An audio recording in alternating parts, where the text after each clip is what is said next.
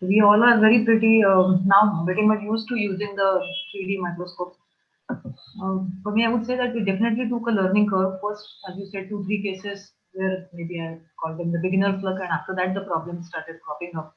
And we had many sessions with the right engineers, and finally, we are very happy with the 3D microscope. Also, the OCT, it's an art how you actually end up getting the pictures, how you because the engineer would do it and we would get the OCT image, but we would write and the OCT image would not be there. So it's a just a small tricky thing, but once you get there, the results are really fascinating. So it plays a crucial part in the daily decision making as well as monitoring of the diseases. So from our OPD, OCT has found its way to our operating rooms as well. The integration of the OCT to that of the operating microscope has been groundbreaking and it aids in making prompt decisions, giving better results to the patients. The iOCT has evolved from the handheld model to current microscope integrated version with force images real-time feedback with along with tissue interactions of the entire instruments. So let me start with the applications. First is keratoplasty. It is useful for both full thickness as well as the lamellar keratoplasty. But for dark and for DSEC, it has been a boom where you can actually see the structures. So here is the video which we play simultaneously. We're making the big bubble and you can actually see the cornea getting emphysema matters. You know exactly what level the bubble is forming. Also, when you are stripping the stroma and keeping a bare Descemet's membrane, you get a beautiful picture where you can ensure that there are no breaks. The graft-host relationship is very important and that also can be ascertained during the surgery, which will prevent an over or underriding of the graft. For DSEC, nowadays DSEC has become the procedure of choice for corneal decompensations. Of course, I haven't tried any DMEC yet on the 3D microscope, so there are a few videos which are of the DSEC. So IOCT helps in monitoring the crucial steps like scoring of the instruments to ensuring the apposition of the graft at the end of surgery. Even manual dissection of the donor ventricle becomes very easy with this because as you are dissecting it manually, you can actually see what plane you are in. So this is actually the point where maybe you're cutting a very thin graft or you're making a very large graft or you're about to perforate. You can actually see it and guide your instruments accordingly. Also, while insertion of the graft, the apposition of the graft is very important. And this saves a lot of time. Once you know that your graft is well apposed, then the venting incisions, the massage, corneal massage, all these timings are reduced to a large extent. So you are effectively reducing the operative time. Also, an incidental Descemet detachment is very well detected. Sometimes you, at the site of incision of the either the main port or the side port, you can end up getting a Descemet detachment. And you're not sure whether it has attached after you put the bubble or not. So this detachment is very easily picked up on the OCT as well as the apposition when you put the air bubble inside. For corneal wounds like this, the suturing, you actually come to know about it gives a real-time feedback about the depth as well as the layers of involvement. You get an idea about it helps in better suturing. Also, the integrity and the approximation of wound closure is very good.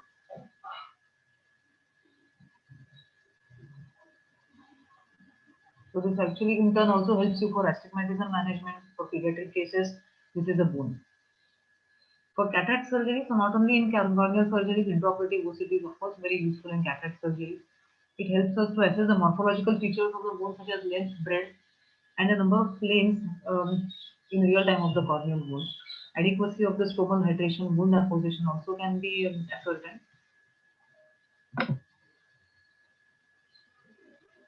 So this is how the wound looks before the stromal hydration. On 2D, it seems that it's a well hydrated, well apposed wound, but that's not the case. You can see the difference before and after. That such a nice apposition is achieved of the cornea. Again, if it's a case of a posterior polar cataract, it shows you the exact involvement of the posterior capsule. So accordingly, it helps you in planning whether you want to do a hydrodelineation. Do you want to do a hydrodelineation? Do you want to keep a standby scleral fixated lens ready? All these surgical plannings can be done on table, and so forearm is forewarned in these cases.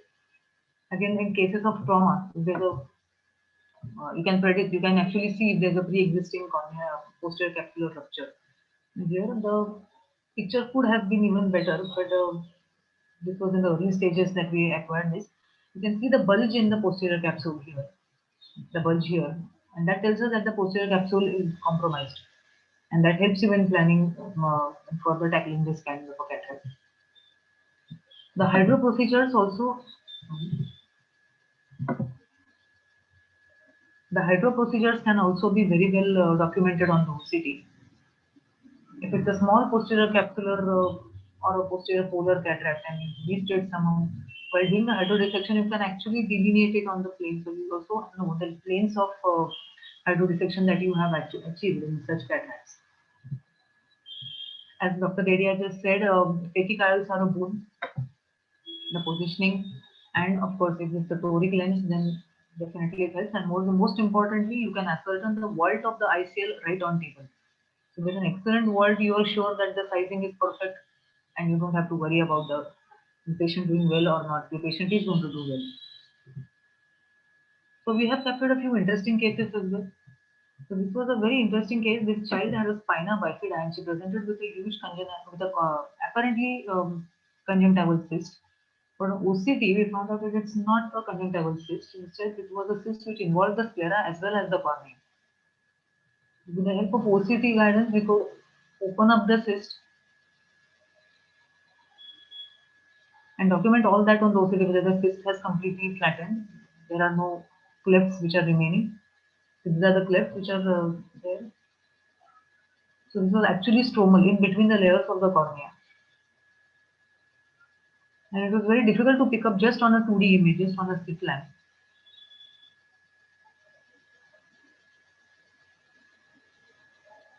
So a small 2-year-old child.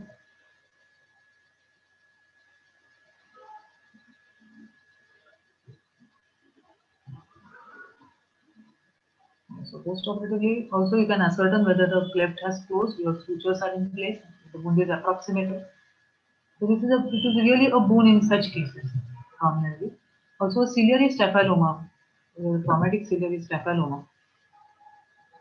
Here I wanted to ensure whether there is a lot of scleral involvement, there's scleral thinning, whether I will be able to reposition the iris or the ciliary body, whether it is standing up to the ciliary body, whether it is possible to reposition it and make the pupil circular.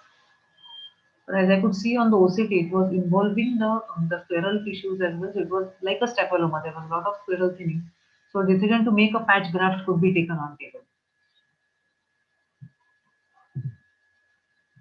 There was an inadvertent epithelial bulla while the vitreoretinal surgeons were operating. And it was just epithelial. So it was very easy to determine that on the OCT. And after the bulla was punctured, you could see that the epithelium was scrolled up and it didn't involve the rest of the layers of the cornea. This was just an incidental finding, so we just captured it on the OCT. Well, so like every technology, this also comes with its share of limitations. So it has the metallic instruments can cause a shadowing effect on the OCT images and hamper the visualization of the underlying structures. So be very sure that your instruments are not in the way when you are capturing the OCT. They need to be transiently removed so that you have an accurate assessment of the underlying structures. The corneal drying during OCT also can lead to difficulty in visualization. So keep the cornea well hydrated. And even the OCT has a learning curve. You have to understand how do you use your foot switch while you are doing the OCT. But once you work on that, this is a great tool and it's great fun. Even in cataract now, what I have not included is the position of the regular posterior capsular lens, posterior chamber lenses. You can also see wonderfully whether the lens is in the back, lens is in the sulcus. So it's definitely a big gift from Zeiss to us. Of course, we paid a lot for it, but definitely here to stay, and it's a very useful learning tool as well as a therapeutic tool, I would say, and a diagnostic tool as well. Thank you.